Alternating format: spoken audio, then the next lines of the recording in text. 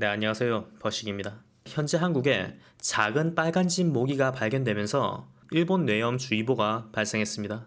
그래서 혹시나 이 모기가 코로나 바이러스도 전파시킬 수 있지 않을까 하는 그런 우려의 목소리가 나오고 있는데요. 이 사실을 확인하려면 먼저 이 코로나 바이러스가 호흡기 계통 장기가 아닌 환자의 혈액에서도 발견되는지 먼저 확인을 해야 됩니다. 혈액에서 바이러스가 채취되지 않는다면 바이러스를 옮길 수 없을 테니까요. 중국 우한의 바이러스 연구소에서 Emerging Microbes and Infection에 기재한 논문에 따르면 178명의 환자를 조사한 결과 이 코로나 바이러스가 지속될수록 구강 검사는 음성으로 오진되는 경우가 많아지고 혈액이나 항문을 통한 검사가 정확도가 더 높게 나온다고 발표했습니다. 이 논문을 통해서 우린 환자의 혈액에서 검출 가능한 양의 바이러스가 존재한다는 걸 알 수 있습니다.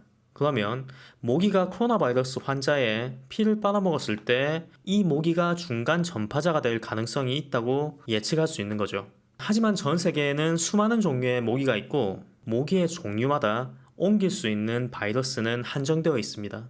작은 빨간집 모기가 일본 뇌염을 인간에게 전파시킬 수 있었던 이유는 이 일본 뇌염 바이러스가 모기를 숙주 삼아서 번식할 수 있기 때문인데요. 이 바이러스는 주로 모기의 위장에서 발견된다고 합니다. 감염된 작은 빨간집 모기가 사람에게서 피를 빨아먹을 때 혈액이 응고되지 않고 잘 빨아먹을 수 있게 침샘을 뱉어내는데 이걸 통해서 일본 뇌염 바이러스가 인간의 혈액에 침투하게 된다고 합니다. 하지만 이번 코비드-19는 인간 유전자에 침투하기 쉽게 진화된 인간 친화적인 바이러스입니다. 바이러스의 스파이크가 ACE2에 흡착되기 쉽도록 진화되었죠. 이 말을 바꿔 말하면 인간과 다른 형태를 가진 모기의 DNA에 침투해서 자가복제할 가능성이 떨어진다는 걸 뜻합니다. 그리고 숙주에게서 영양분을 공급받지 못하는 바이러스는 얼마 안 가서 사멸하게 되겠죠. 사스, 메르스를 포함해서 코로나 바이러스가 모기를 통해서 전파된 사례가 없다는 게 바로 이런 뜻입니다. 그렇다면 우린 여기서 한 가지 더 의심을 할 수 있습니다. 이 모기가 코로나 바이러스 확진자의 피를 빨아먹고 침이나 몸속에 바이러스가 남아있는 상황에서 다른 사람의 피를 빨게 되면 그 바이러스가 전파될 수도 있지 않느냐. 물론 그럴 수도 있습니다.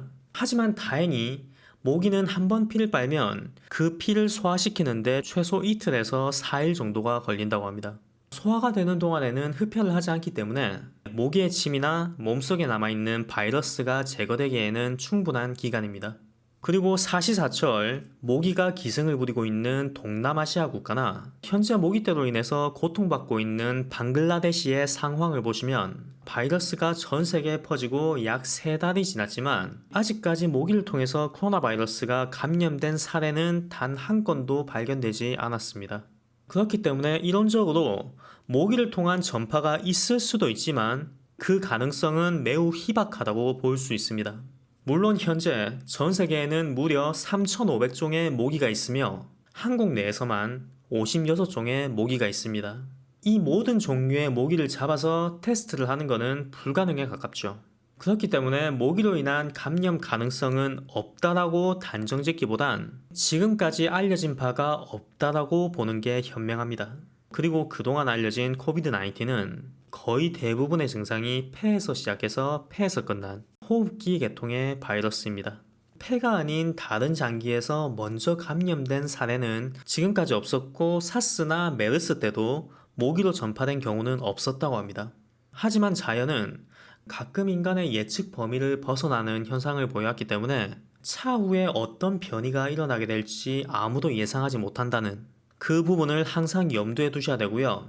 그리고 현재 코로나19의 확산세를 보면 모기 감염보다 훨씬 더 강력한 전염성을 가지고 있다는 것은 부인할 수 없는 사실입니다. 감사합니다.